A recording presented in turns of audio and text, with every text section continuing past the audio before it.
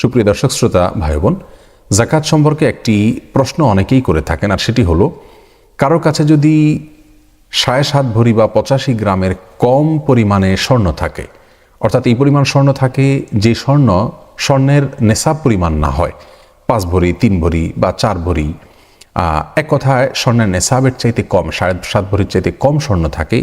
একই ব্যক্তির কাছে যদি আবার নগদ অর্থও থাকে, সেই নগদ অর্থ বা নগদ টাকা যেটা রয়েছে সেই টাকাটাও যদি আবার জাকাতের নেশাব পরিমাণ না হয়, তাহলে এই ব্যক্তির কি জাকাত দিতে হবে কি না?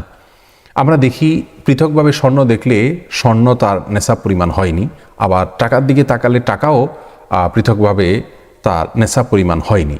সেক্ষেত্রে এই ব্যক্তির জাকাত দেওয়া লাগবে কিনা এ বিষয়ে আমরা দেখি জমহুর ফোকাহায়ে উম্মত বা উম্মতের বেশিরভাগ ফকিহ এবং ইমামগণ তাদের মতে এই ব্যক্তিকে জাকাত দিতে হবে যদি তার উভয় সম্পদ একত্র করার পর রূপা অথবা স্বর্ণ যে কোনো একটার নেশাব পরিমাণ যদি পৌঁছে যায়।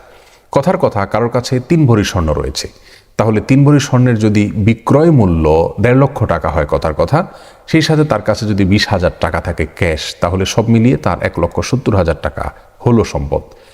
এক্ষেত্রে তাকে দেখতে হবে এই 1,70,000 টাকা দিয়ে তিনি অন্তত 52.5 তোলা রূপা কিনতে পারেন কিনা। স্বর্ণের যে নেশাব সেটা তো পূর্ণ হবেই না কোনোভাবে। যদি রূপার নেশাবও পূর্ণ হয় এই সম্পদ দিয়ে, এই টাকা দিয়ে, তাহলে সেক্ষেত্রে তাকে জাকাত দিতে হবে শতকরা 8% হারে।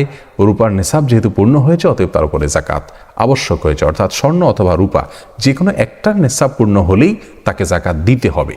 যদি পৃথক শুধুমাত্র স্বর্ণ থাকতো, নগদ কোনো টাকা না থাকতো, তাহলে সেক্ষেত্রে 7.5 ভরির আগ পর্যন্ত তার জন্য জাকাত দেওয়া আবশ্যক হতো না।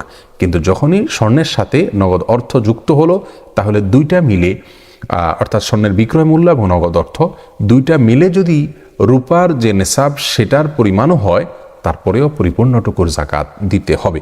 আমাদের সমাজে বহু মানুষ রয়েছেন এভাবে দুইটাকে মেলালে দেখা যায় তার জাকাত আবশ্যক হয়ে যায়।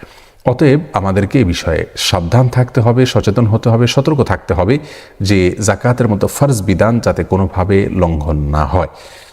আর কারোর যদি শুধুমাত্র নগদ অর্থ থাকে, স্বর্ণ না থাকে, তাহলে সেক্ষেত্রে দেখতে হবে তার সে নগদ অর্থটি স্বর্ণ অথবা রূপা যে কোনো একটা, অর্থাৎ সর্বনিম্ন যেটা, সেটার পরিমাণ যদি হয়ে যায় তাহলে তার জাকাত দিতে হবে।